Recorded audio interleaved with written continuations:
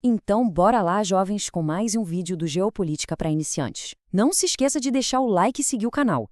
Olha só, uma das empresas de tecnologia mais secretas e poderosas do mundo acabou de abrir o jogo.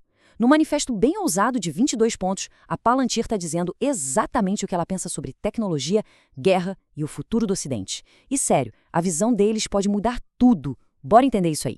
A análise já começa com essa baita declaração. Basicamente, a Palantir está afirmando que o equilíbrio de poder global, aquele que a gente conhece desde 1945, baseado na ameaça nuclear, já era. Está prestes a ser substituído. A dissuasão do próximo século, segundo eles, vai ser algorítmica. Essa afirmação, claro, já levanta uma pergunta de cara.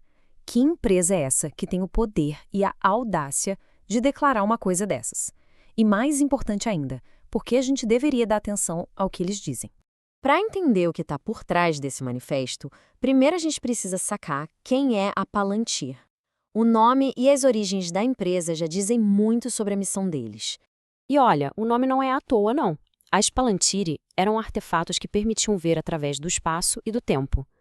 A ideia que fundou a empresa era que, se as agências de inteligência americanas tivessem conseguido cruzar os dados que tinham, o 11 de setembro poderia ter sido evitado. A meta deles, construir o software que fizesse exatamente essa conexão. E é aqui que a parada fica bem interessante quando a gente olha para a dupla que comanda a empresa. De um lado você tem Peter Thiel, um libertário assumido, uma ponte direta entre o Vale do Silício e o poder político conservador. Do outro, o CEO Alex Karp, um filósofo com um doutorado em teoria social pela Escola de Frankfurt, que é uma linha de pensamento assim, super crítica ao capitalismo.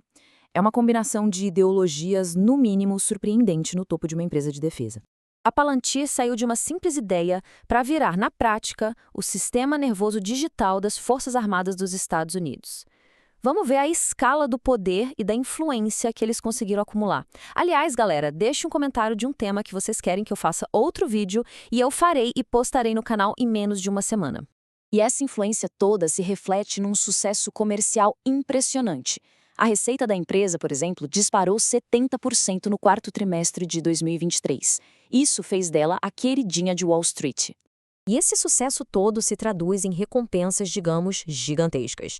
Em 2024, o CEO Alex Karp recebeu um pacote de remuneração que fez dele o CEO mais bem pago dos Estados Unidos. O poder financeiro aqui é imenso. Mas, beleza, de onde vem toda essa grana, toda essa influência? O ponto central é esse aqui. Grande parte vem do projeto Maven. É uma plataforma de inteligência artificial que junta mais de 150 fontes de dados ao mesmo tempo, satélites, drones, radares, sensores, e transforma tudo isso em recomendações de alvos. E este número ilustra bem a eficiência dessa tecnologia. Uma equipe pequena, de só 20 pessoas, usando o Maven, consegue gerar cerca de 1.000 recomendações de alvos por hora. Só para comparar, durante a invasão do Iraque, em 2003, para fazer o mesmo trabalho, era necessário uma célula com 2.000 pessoas. Ok, agora que a gente já entendeu o tamanho do poder que a Palantir tem, bora voltar para o manifesto e ver qual é a visão de mundo que eles estão propondo. O primeiro alvo do manifesto é a própria indústria de tecnologia. A Palantir acusa o Vale do Silício de ter uma dívida moral com a América e de ter largado de mão sua obrigação de servir o Estado, preferindo virar uma fábrica de aplicativos de fotos. Eles, claro, se colocam como a exceção virtuosa nessa história. Em seguida, eles afirmam que poder diplomático ou cultural, o tal do soft power, não é o suficiente. O que importa mesmo é o hard power, a força bruta, e o poder militar deste século vai ser definido pelo software. A lógica deles é a seguinte: as armas autônomas de IA são inevitáveis, então os Estados Unidos têm que construir primeiro e melhor, deixando as questões morais para depois. E a visão fica ainda mais controversa.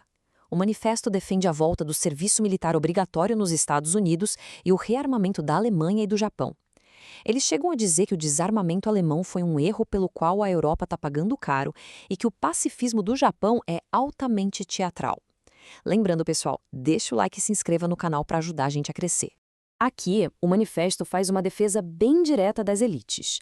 A Palantir argumenta que o escrutínio público e a fiscalização, na verdade, atrapalham um bom governo.